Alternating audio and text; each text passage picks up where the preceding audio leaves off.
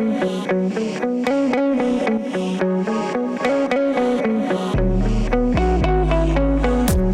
everyone. It's Ben from GrapplingInsider.com. Today, I am happy to be joined by one of the world's best no-gi competitors. He's an ADCC veteran. He was a three-time NAIA national champion in wrestling, and he is just a couple weeks away from competing at CJI 2, where he will represent Team Daisy Fresh in the over 99 kilogram division. Brandon Reed. Brandon, thanks for joining me today. Thanks for having me. Of course, happy to talk to you. So let's jump right into it, man. I want to talk about CJI a lot. I want to talk about some wrestling stuff, but first let's talk about CJI. Tell me, like, what has been your camp? What has been your preparations for this? Kind of walk me through what preparations have been like. Yeah, so normally I stay in Montreal in Quebec, Canada, but obviously my affiliate is PSF. So about 13 weeks ago, I flew back down to the US, and I've just been training here at Daisy Fresh for about 12, 13 weeks. Camp's just been hard, training twice a day, every day, game planning, watching a lot of film, competed a couple times, and just trying to stay sharp. Yeah. And forgive me if I'm wrong, but is this your first time doing like a quintet style jiu-jitsu competition? No, I did one actually earlier this year in Canada just to kind of practice. It was pretty good. It was pretty much all the best teams in Canada. Um, and yeah, it was good. My team didn't win. We lost in the semis and probably had on paper the best team, but with quintet rules, it's like if someone stalls someone good out, it can end up being like it's very easy for a team that on paper is worse to win if you just play the rules pretty well.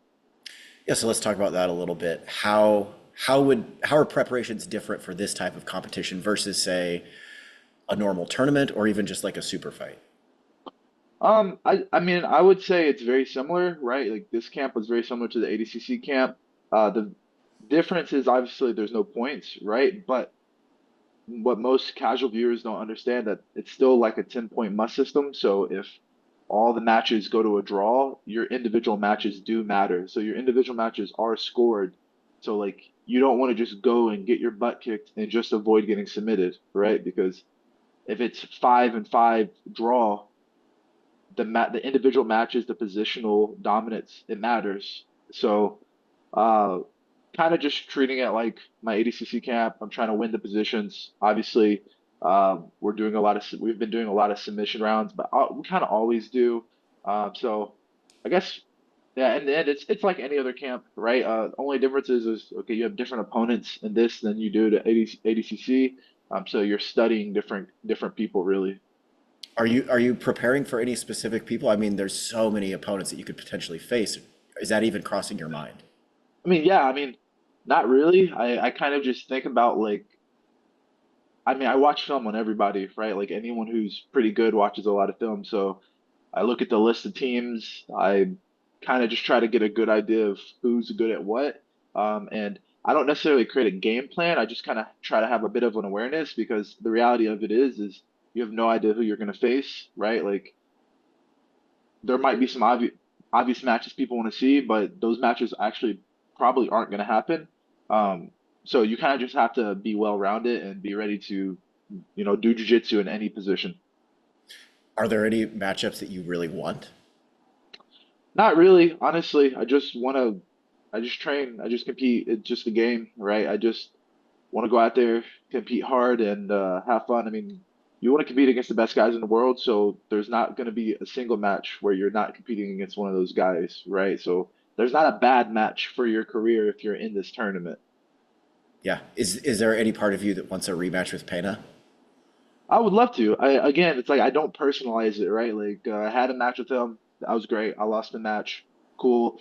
But I don't really look at him like I had a match with Felipe Pena. You know what I mean? Like I try to look at it like these are moments that happened in a match with a person, but I try not to look at jiu-jitsu as like a person to person thing, more as like a position to position thing, right? Because I don't want to be emotional about matches. I don't want to feel more excited about one match than the other because at the end of the day, it's all just a jiu-jitsu match. And for the fans, that stuff matters. Like for me, I don't care about having a specific match with any particular person. Yeah, I think that's a really common thing for like elite grapplers, right? Is as fans, we think, oh, this grudge match, this guy wants to get this back. And you hear, I talk to jiu-jitsu guys all the time that are like, yeah, I guess like it would be cool Yeah, to face him again. Who cares? yeah. Not to get too far off topic, but looking back at that match against Pena, what are your takeaways, right? Because he's one of the best to ever do it. What do you, looking back, like what did you learn from that match? I mean, it was my first time having a match with like a super world class person, right? I mean, that's not completely true, right? I faced Kyle Bain like 3 or 4 years ago. I faced Mike Perez. I faced some pretty good guys, but I mean, obviously he's probably pound for pound like one or two in the world. So I thought it was just awesome to get the experience. Obviously there's like little technical things, but the reality of it is like when the skill difference was that big, it's not actually that positive to try to nitpick every little thing. And just kind of think, okay, I need more experience. And so I just competed a lot since then. I probably had like 30 matches since my Pena match. So I think it's just getting more experience in jiu-jitsu. Yeah.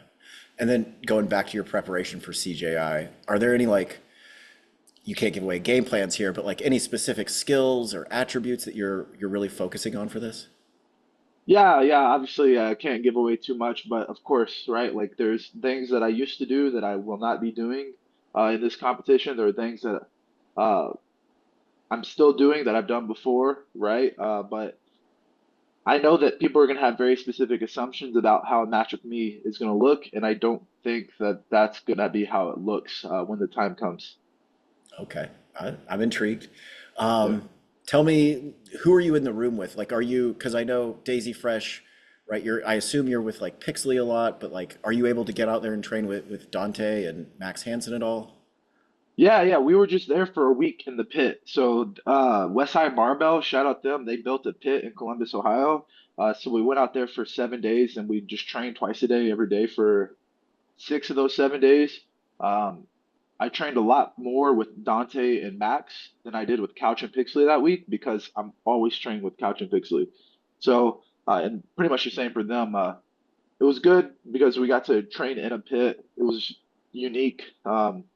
Dante and Max are just world class, right? They know a lot of stuff. They've been around, and like I said, they have a lot of experience too. So it was really good. And I train with Couch and I train with Pixley every single day, right? Especially in our pro sessions. So it was nice to get like a different look. So hype up your team for me a little bit. Tell me what we should be excited to see from Max Hansen, from Dante. Tell me like what is going to make Daisy Fresh special at CJI too.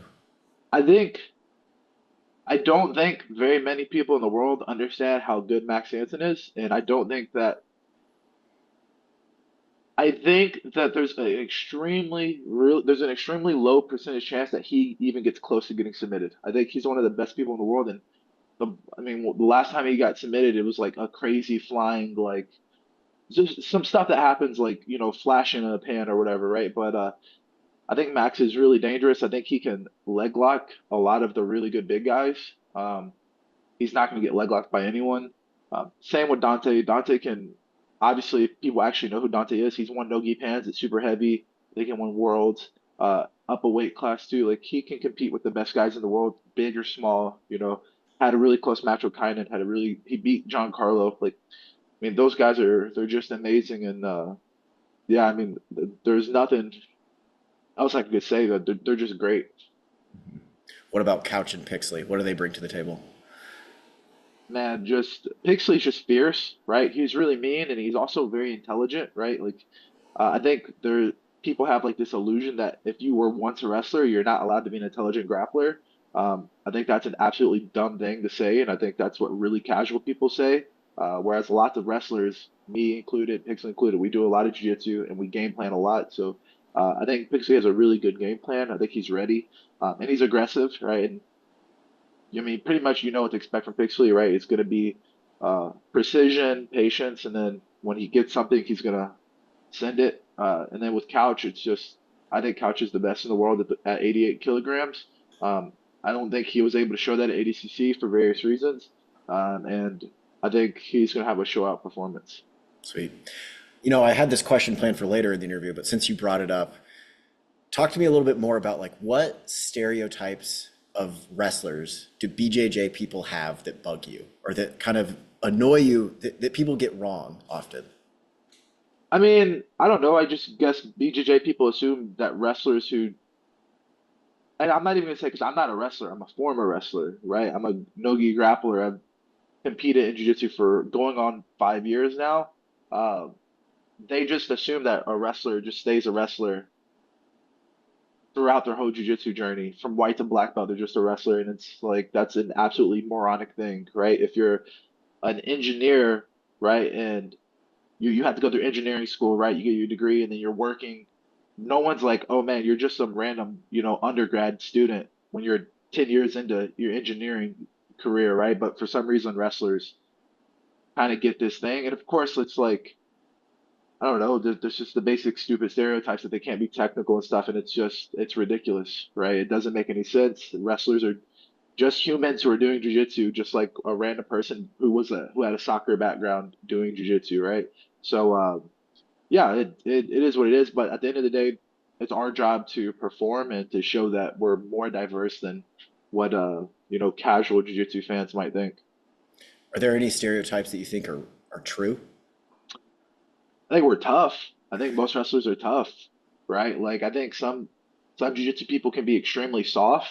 Um, but I don't think at this level, like at CJI, there's not going to be a single person who's soft, right? There's no one, right? So yeah, I think we're tough. And I think that just comes from if you come through a wrestling system, whether you're from Russia or China or America, it's just a tough sport, right? So I think you develop some grit from wrestling, and I think it's one of the things I love about it. But I mean, I'd say that's probably the biggest one that's true. I would tend to agree. I want to talk about wrestling a little bit more, but um, first I want to know like what drew you to Daisy Fresh? Because that wasn't your original. That's not where you started jujitsu, right? What drew you to that team? My original team with Chewy, we didn't really have a competition team, right? So it's like it'd be like me, Chewy, and then in Louisville, Kentucky, it's a bit of an older scene, right? Like most people who are 25 and under are just there for school, and they can't really afford to do jiu-jitsu. So I think sometimes like it was like the area was very limiting. And then I just kind of had connections with Daisy Fresh, right? Like I had a match with Pixley in 2021 at Nogi Worlds, and then we kind of became friends after that, and it just talking and talking and talking, and eventually I just started showing up to just train, and then I got the opportunity to do ADCC, and whenever the ADCC camp started, it's like when I officially joined Daisy Fresh. So that was a little over a year ago when I officially started training here and started like repping the team in competition. And so I don't know, Heath's amazing, Spatch is amazing. Everyone, I mean, the people are cool. It's a good vibe. I've been everywhere. I went to New Wave, I went to B Team, I've been to Essential with JT, at Atos Gym. I've been to Fight Sports in Florida, and I thought everything was sorry, not Fight Sports, Wagner's in Florida, which I guess is technically kind of Fight Sports. And I love all these other gyms. Like I thought every gym had lots of really good things about them, and I knew I wanted to be a part of like a pro gym. Um, but it's just how anything is, right? Like it's just you get relationships and you like people, and I don't think that there was anything that was negative about the other places that I went to, right? I just really clicked with the Daisy Fresh people more than anything. What's Heath like as a coach? Like in the room when he's actually leading class, what's he like? He's intense. He keeps it real with you. He tells you if you're going easy, and he'll call you out on it. Um, we do a lot of live work. Like Heath will not call it ecological, but of course, like we 99% of my training in these past 12 weeks has been live work, right? Very few times am I like just drilling mindlessly, right? I'll do some stuff on my own time with other people around, but in the actual sessions, it's almost exclusively like live positionals or games that are very, very specific to whatever he wants us to be doing, or Spatch, who also coaches here, wants us to be doing. So I really like that about this place is there's a lot less talking and a lot more doing. And you have time to kind of ask about solutions afterwards, right? Like if couch leg locks me, we're not. he's not going to sit there and just talk to me for an hour after your leg lock. We're going to just keep going. And then at the end of the class, we usually will bring it in and you can ask a question like, hey, well, what was going on here? And then in the next class, when you do the live situations or the games again, you can kind of try to apply. And for me, this is the best. I always found that I've never really enjoyed the traditional jujitsu structure, especially like I call it like the seminar style teaching, right? Where it's like technique, technique, technique, technique. I always found it kind of overwhelming and sometimes not very realistic. And I really enjoy that about PSF. Again, they won't call it ecological, but for me, after I visited Greg's gym, I was like, it's very similar. Not to get too far off topic, but like, do you miss or do you enjoy hard drilling? Because I think most wrestlers, people from a wrestling background, right? That's a big part of your training is going to be a lot of hard, active drilling. Not the no resistance drilling, but Yeah. active, a lot of drilling. Do you miss that? Do you like that in your training? No, I don't like it. I don't like it at all because what we're doing is hard, right? Like saying, "Hey, couch, start an X guard on Brandon." You have to just control his ankle the whole time. Like a very simple thing would be one partner starts in single leg X. They keep Achilles grip. All right, guy on bottom, your goal is don't break the leg, just control the Achilles grip and transition your feet as they start escaping. That's hard. And then you learn how to escape leg locks and escape like X or single leg X, whatever, without like an actual threat. And it feels it's very intense and it's very like I don't know, it's very practical, but it's like, okay, yeah, I could drill, okay, start in single leg X, we peel it off the hip, we high step out or we back step. But is that's not that doesn't really help when Jacob Couch grabs your leg because he's gonna break it. You're gonna feel the pressure immediately. And so I think the realism of like, oh, this good guy, putting actual pressure on you in these specific situations, without let's say like a terminal end goal, as Greg would say, I think it's really useful for both guys. And one guy's getting good at maintaining positions, other guy's getting good at escaping, but there's always some level of resistance, and you can kind of tell like where like certain techniques might be BS because of uh you know a partner's proclivity to just kind of give you things, right? And like your traditional sense of drilling. So I prefer the game structure, or the situational structure over just like your traditional static or hard wrestling drilling because I think that there can be kind of a point of diminishing returns. Now, do I think it can be nice to be like, hey, I want to hit this super duck. I've never done a super duck. How do I do it? Okay, I go right, I go left. Let me just drill that one or two times. I think that can be good. But at some point, you have to put that into action. And I think it's more important to do that early, and to kind of chip away at mistakes than to just keep repetitively drilling a super duck where your partner is giving you the exact reaction you want. Because the reality of it is, it's never how it's going to be, or that's not usually how it's going to be in a competition. So are you fully eco? Are you like behind this kind of new wave of jujitsu training? Yeah, I mean, I would say so, right? I would say so. Again, Heath will not say it's eco. He will refuse. Like if you ever talk to him, be like, "We don't do ecological, whatever," because they've been doing this stuff for 20 years, right? It's not like Heath just start making this up. This is just how they train, right? And that's one of the reasons that this appealed to me. I just enjoyed learning about the ecological stuff when I went out to Greg's for a week, and it made sense to me.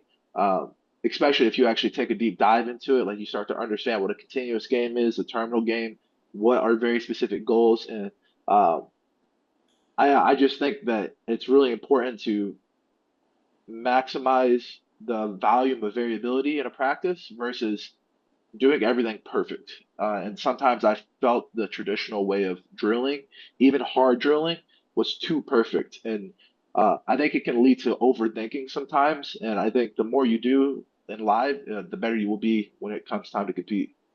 That makes sense. Yeah. One more question on CJI. Do you feel any like extra pressure as a heavyweight, right? If I'm putting myself in your shoes, I might think everybody expects me to win because I'm a heavyweight, and there's all this like pressure of like I can't get tapped by a 66 or a 77 kilogram guy. Do you is there any sort of pressure on you as a heavyweight in that context? No, not really. It's just a game. There's pressure's not real. It's just a game. You go out there, you be brave, and I have a belief that I don't control what happens when I go out there and compete. All I can do is train hard for however long a camp is, make sure I get a good warm up in, and then go out and be brave when I compete, right? Like if I go out there and I face Nicky Rod and I take him down to choke him, that's great. But I could also go out there, get taken down, and get choked. Whatever. Diego Pato, I could go out there, pass his guard, do good, choke him. I could also go out there in 10 seconds and get leg locked. Whatever. Like at the end of the day, it's like I don't want to lose. I want to win. But for me, I worry about the controllables, which is my camp, my diet, my lifting, my good having a good warm up, and then being brave when I compete and just doing let my body do what it does.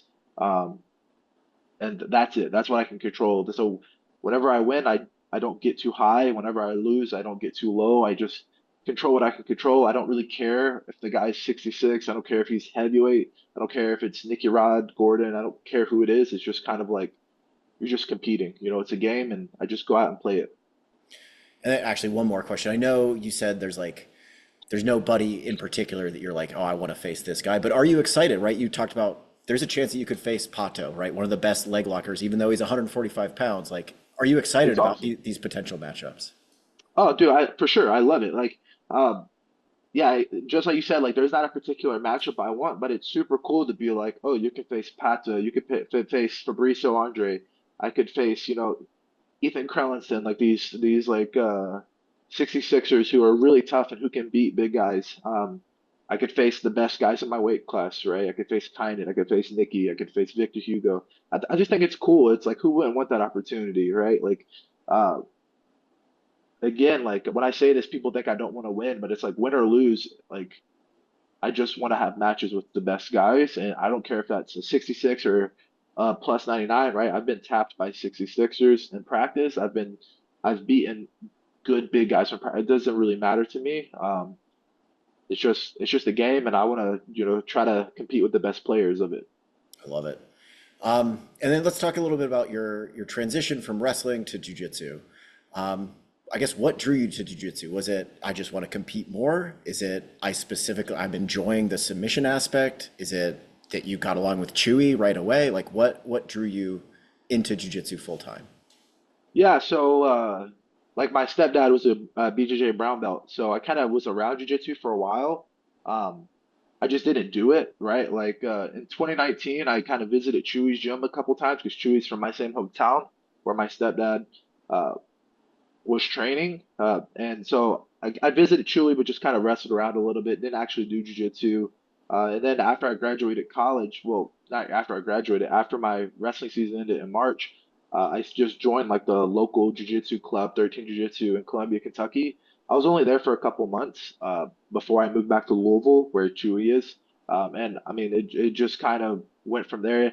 I didn't know if I was going to compete. I just kind of wanted to do something right. Like I liked grappling and uh, wrestling's not really. I didn't want to do wrestling anymore. So joined a little local jiu-jitsu gym, moved back down to Louisville, joined Chewy's gym, and just he kind of encouraged me to compete pretty early. And then after I competed at Nogi Worlds against Pixley, I lost, and I was like, oh, I want to, I just want to kind of keep doing this. This is pretty fun. Um, and yeah, I just kind of stuck with it. What advice would you give to a, a, a high level wrestler? They don't even not as good as you necessarily, but just somebody who wrestled in college and they want to make a go at it in jujitsu. What advice would you give to them kind of career wise? And also like what should they be doing in the room if they want to make a name for themselves in jujitsu? Um, I would say the best thing you could do is find a team that's really good. Like don't settle for a team that doesn't give you what you need, right? Like uh in lots of hobbyist gyms, it can be very easy to be the best guy. Like it's extremely easy to be the best guy at even a gym that could have 20 black belts, it's like there's just a difference. Like if you've ever actually truly trained in like a really high level gym and then trained in just a regular hobbyist gym, uh there's a very big difference. So I would say as fast as possible, try to if you want to compete and if you want to make money, go to a gym where the people are really good. I mean, some signs of that are like, are they competing at the IBJJF majors a lot? Like, are they having success in the IBJJF majors? Are they doing trials? Like things like that. I would think like go to a gym where you see people are having success in those areas, and then just kind of follow the plan because I don't think that there's necessarily one way to do it, right? Like New Wave does it different than B Team does it different than Pedigo does it different than Atos, whatever, but they're all really good teams, right? Regardless of what you think or whatever your biases are towards a team, I think find a really good team, find people who have done it before, and see what you can take from them to kind of, go on your way. And then obviously just compete a lot, right? And get reps in and get an experience, because experience is probably the most important thing. And don't be too attached to the wins or losses, which I'd say most wrestlers are pretty good at that, like not being too attached because even like your Bo Nichols, they've lost, right? Even your Jordan Burroughs, great American wrestler, he's lost, right? And it's like, I think wrestlers have a really good, not all, but I think most pretty successful wrestlers have a good ability to not identify with the results as much because in the end of the day, it's about the long game and what you did in a career, not the wins or the losses of like one or two tournaments. I love it. I think you see that a guy like Jason Nolf, right? I don't know what his pro grappling record is, but I think he probably has a losing record at this point. I think Yeah, just because he doesn't care though, right? He wants to be at this level, so he's thrown yeah, himself into the wolves. yeah. It's like who cares, right? It's like he's still awesome. We still want to watch him compete. He doesn't take any easy matches. Uh, yeah, that's it. And the one win he has is a really good win too. It's against some British black belt, Jed Hugh, who's really good. So yeah, that's a really great example. It's like no one cares. Like no one expects you to win anyways. Like just go put yourself out there and do your best and be entertaining. No, I think as a fan, I like seeing more wrestlers join because you guys have that approach. You're not trying to take easy matches. You just, Just like you do said, it. go out. You're going to go out there and be brave. I appreciate that. Yeah. What advice would you give to a high level wrestler in the room, right? When you walk in, whether it's a high level gym or even just a good hobbyist gym, you're still probably going to be the best takedown artist in that room, pure takedown artist. What advice would you For give to a sure. guy like that? Yeah, assuming they're the best at takedowns, I think it's like I think again, it's like competing is the most important thing, especially going to challenging competitions. I think you should have a balance, right? I think you should do some easy competitions. You should do some pretty like uh I would say equal level competitions, and I think you should do some hard competitions, right?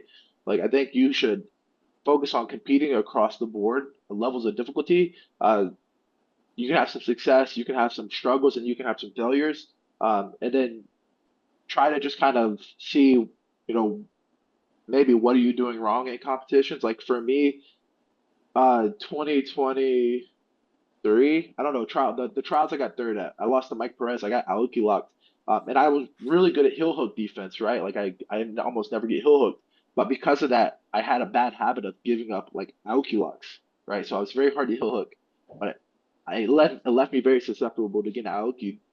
And I only kind of learned that because I went and I competed and a guy who was better than me in that position, exposed that. So I think the more you compete, the more you kind of chase adversity, the faster you'll get better a lot faster. I think Nicky Rod was a really great example of that. Like he competed so much, and like that first year, like everyone saw that like Black Belt Sayer documentary, but what they didn't see was like in that year he lost actually quite a bit.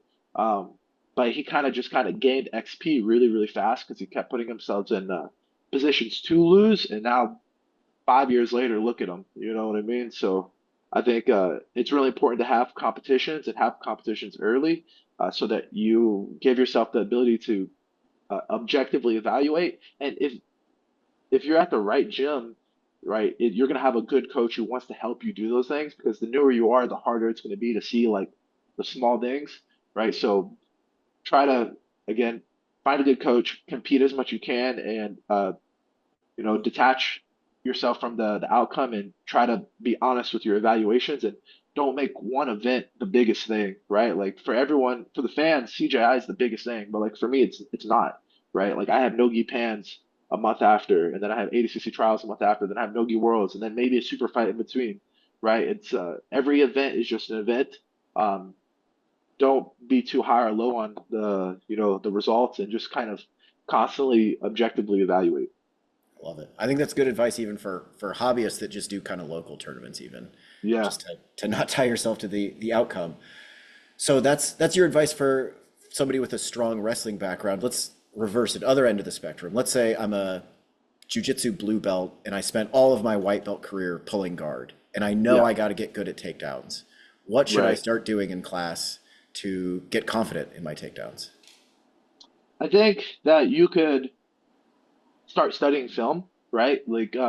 And I think the cool thing about wrestling and jiu-jitsu both, but we'll talk since we're talking about wrestling specifically here, is like there's variability, right? Like stereotypically we could say if you're a longer, taller guy, you'll do ankle picks, but that's not even always the reality, right? If you're a short, stocky guy, you do double legs, but that's not always the reality. So for me, I would try not to put yourself in a box based on your physical attributes. Instead, think about like what you enjoy.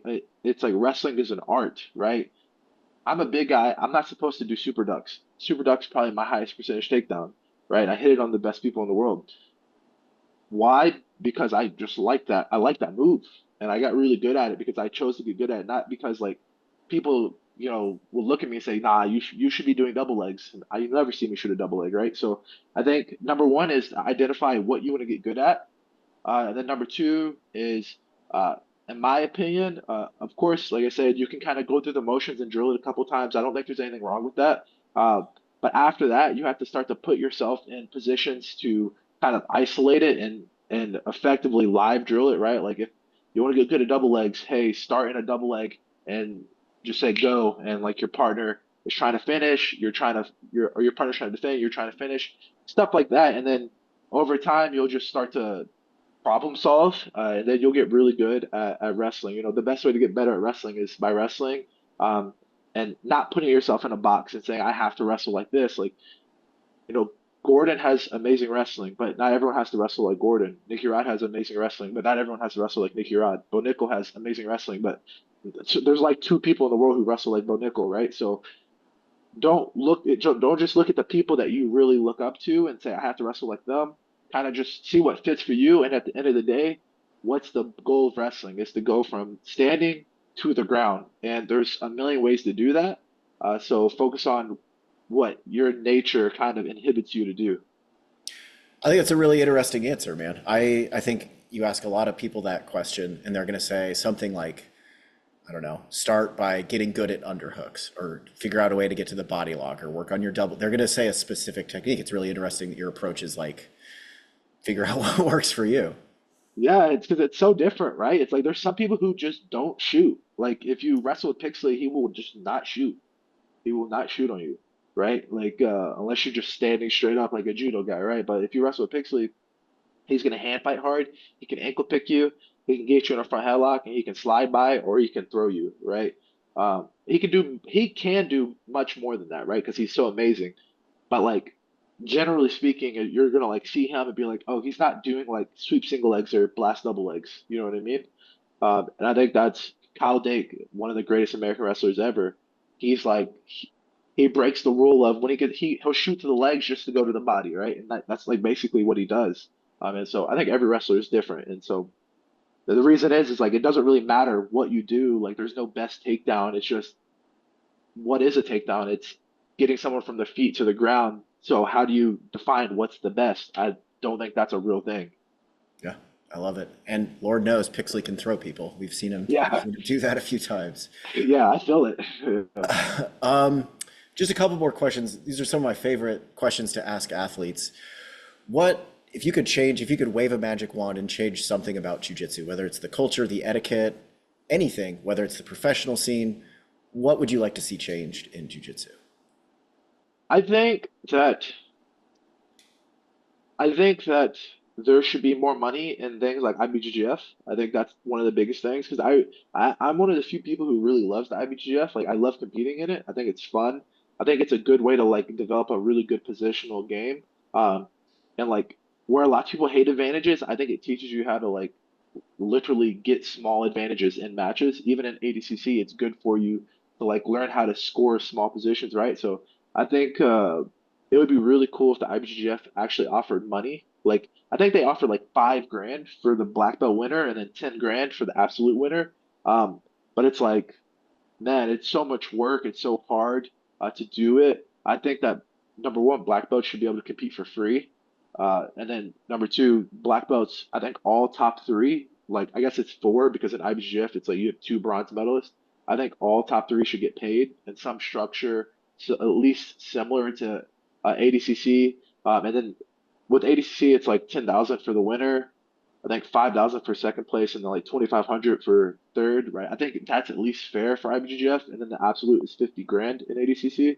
I think more of the better guys would do IBJJF if they offered at least some decent pay structure. And then they didn't make people pay to at least black belts. They didn't make black belts pay to compete. Because it is a special tournament. Like anyone who's actually been to it, I think will say like it's a really fun tournament. It's very competitive too. It just sucks that you have to pay to do it, right? It's at black belt. I get it for purple belts, brown belts, blue belts. I get that, but those don't really matter. They're not like real world titles, right? They're just kind of they're world titles with an asterisk. But that's the biggest thing I would change. And then yeah, besides that, maybe more weight classes for stuff like ADCC. I feel like there's not enough weight classes.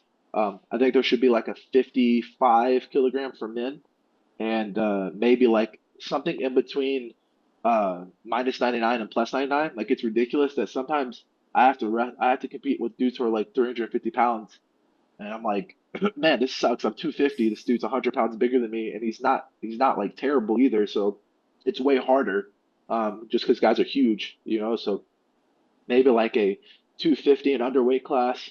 But I know the argument against that is there's not enough people, but I'm like, man, or at least a cap. I would love that there would be if there was a cap in the plus 99 division, like it was like 220 to 290, like something reasonable. Like the UFC is like 265. Um, it just sucks that I sometimes I have to compete against these guys who they might even kind of suck, but they're 350, and so like I'm battling to the death just to do anything because they're so big, you know? Yeah, I can appreciate that. I'm glad you brought up. I know you said a lot of people kind of bash on the IBJJF, but I tend to agree with you. I think like your teammate Dante is a great example of somebody who did a ton of IBJJF, a lot of gi jujitsu, and developed this like incredible positional game. I think you see a lot of those IBJJF guys make a really quick transition to high level no gi competition because they've developed these kind of minute skills. So Yeah. I tend to agree with you on that. Yeah, it's crazy. Yeah, it's like anyone who knows. Like if you go with any of like the really good top level gi or no gi black belt champions, whether it's worlds or pans, you're like, oh, they're so good at little, really, really small things that you can't even see on camera. It's just like you feel it, right?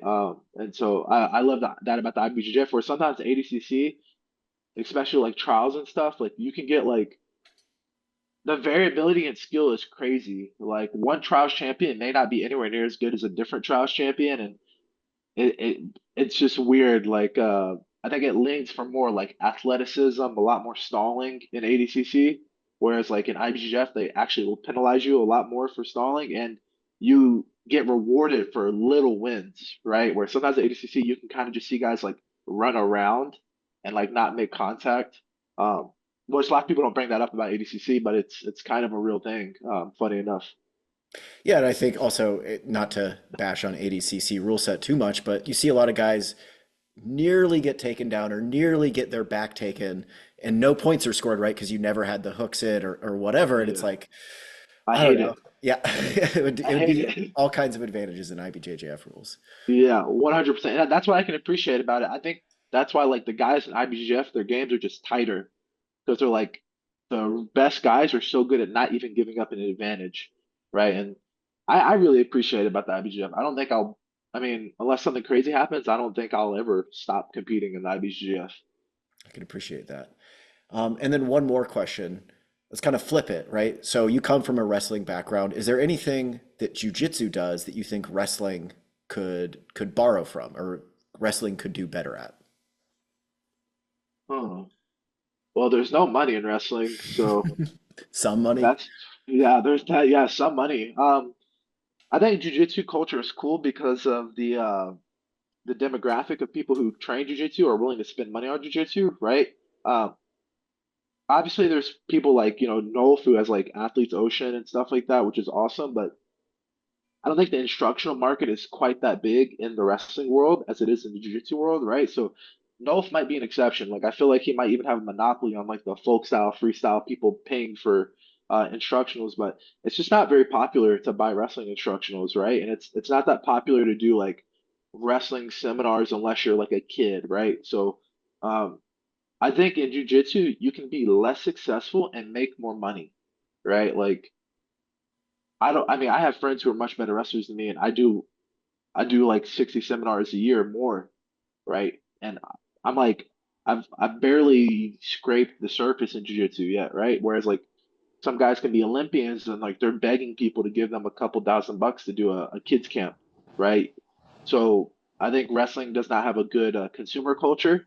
Um, and so I think it can kind of hurt the sport of wrestling. As far as the sport side of it goes, um, there's not really much. I think it really depends because I don't like to put all wrestling gyms in a box. Like there's very different styles of training, depending on what school you go to. You can be in PA, up the street, Penn State is going to train a lot different than, Penn, right? And they're very close to each other, right? So as far as the training goes, I think there's more variability in training than what people think there is in wrestling. But I think money is a big issue. For sure. All right, man. That was insightful stuff. That was all I had for you today. Is there anything you want to plug before I get you out of here? No, I mean, yeah, I mean, nothing really. LXB is my sponsor. Other than that's it. Sick. I am looking forward to seeing all the matches at CJI. I'm looking forward to seeing you compete. It's going to be fun. Thanks again, man. I appreciate it. Yeah, dude, no problem.